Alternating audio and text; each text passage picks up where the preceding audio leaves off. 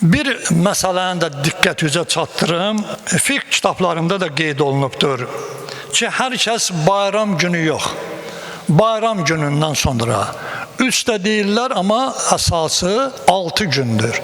6 gün oruç tutsanız, 1 ili oruç tutmuş savabı qazanacaqsınız. Necə? Qur'an-ı Kərim nə buyurur?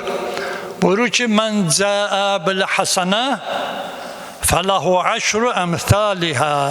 Hər kəs bir yaxşı əməllə gəlsə, bir yaxşı iş görsə, Allah buyurur ki, onun 10 mislini biz ona verəcəyik. Burada nə mənadır? Əgər bir insan bu oruçluq ayında oruç tutsa, ona vursan bu eləyir 300 gün. 6 gündə Şəvvala ayını Ramazana birləşdirsən, amma bayram günü yox. Eləyir 60 gün.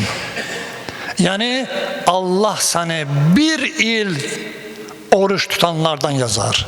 O əməli imkan dairəsində inşallah çalışın, icra edin. Bir duada oxuyuruq. Artıq biz bu duaları eləyən vaxtlarımız çatıb.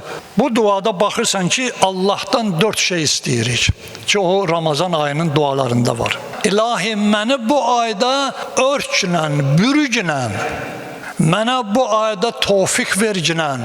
Bax, Ramazan ayı çıxır, amma imam bizə nə deyir? Bunu öyrədir.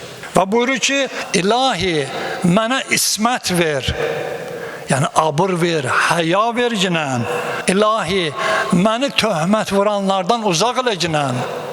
Ey möminlərə öz rəhmətini nazil eləyən Allah. Baxırsan ki, bu bir ilahi duadır ki, Peyğəmbər və imamların dili ilə bizlərə bəyan olunur.